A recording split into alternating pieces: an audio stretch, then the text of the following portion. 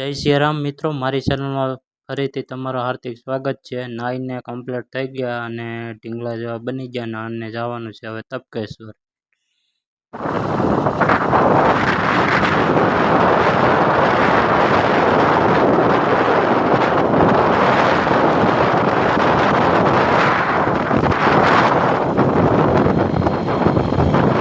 મિત્રો મારી સાથે ભાઈ, ભાભી, ફોવા, ફોઈ અને એક નાની ઢીંગલા જેવી બેન છે।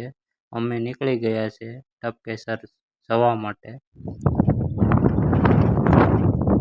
હવા ખુલ્લી આવે છે મિત્રો, કેમ કે અહીંયા ખુલ્લું વાતાવરણ જ છે। તમે જો ટપકેશ્વર મહાદેવ મંદિર છે, જઈએ ત્યાં।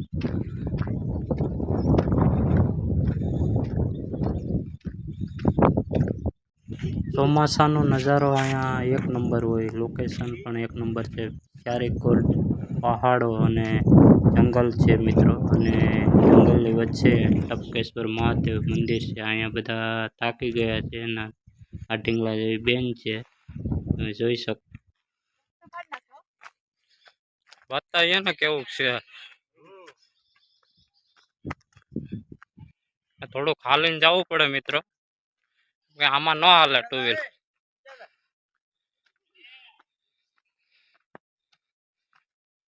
દોઢ કિલોમીટર જેટલું છે આમ અંતર। ગીરગઢડા તાલુકો છે, ત્યાંથી આશરે એક 6-7 કિલોમીટર જેવું છે ટપકેશ્વર મહાદેવ। ગીરજ છે, જો જંગલ છે આખું, આવે જ છે જો પાછું।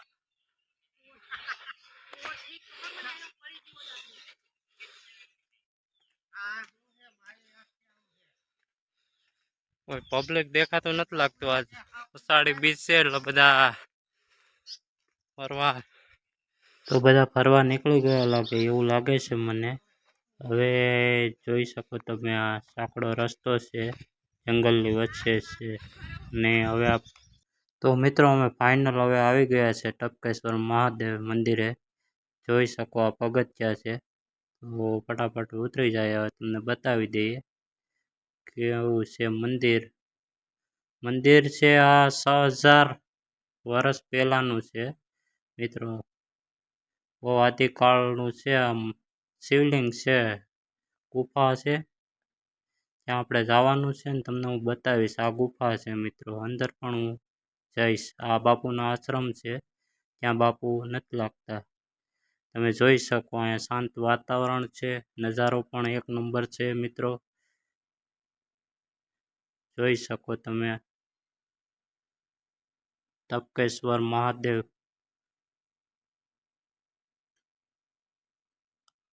આ મેન મંદિર છે મિત્રો।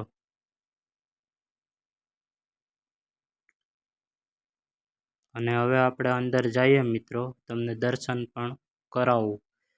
જોઈ શકો પબ્લિક પણ આવકમાં છે અંદરથી દર્શન કરીને। તો મિત્રો અમે જઈએ છીએ। ગુફાની અંદર છે મિત્રો શિવલિંગ, જોઈ શકો તમે। બધા હવે જઈએ છીએ, તો દર્શન હવે કરી લઈએ મિત્રો। તમે પણ હવે દર્શન કરી લેજો મિત્રો। શિવલિંગ મહાદેવ શંભુ ભોળા,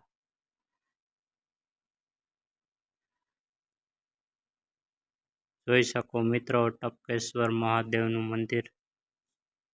આદિપુરુષો બહુ જૂનું છે। અહીંયા વૈજ્ઞાનિકો પણ આવી ગયા મિત્રો આની શોધ કરવા, કે આ ટપકેશ્વર એટલે ટપકા પાણીના ક્યાંથી આવે। પહાડ છે, આ પહાડમાંથી એને ખબર નથી ક્યાંથી ટપકા આવે। હાસ છે આવા કળિયુગમાં પણ ભગવાનનો બહુ ધર્મનો ઇતિહાસ છે મિત્રો।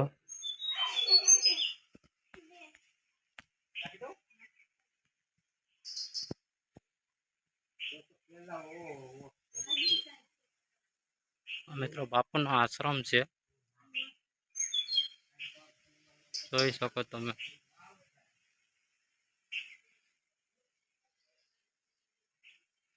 આમ પણ જંગલ જ છે ને આમ પણ ઘણી ગુફાઓ આવેલી છે, પણ આ ચોમાસાના કારણે પાણી ત્યાં ભરાયેલું છે એટલે ત્યાં તો હું નહીં જઈ શકું. તો મિત્રો હવે આપણા વ્લોગને પૂરો કરીએ, અને તમે નવા હોય તો મારી ચેનલને સબસ્ક્રાઈબ કરવાનું ભૂલતા નહીં અને શેર કરજો. અને આ બધાનો ખૂબ ખૂબ આભાર કે અમારી ચેનલમાં જોડાયા તે બદલ. અને હવે પાછા મળશો હવે બીજા વ્લોગમાં. જય સિયારામ.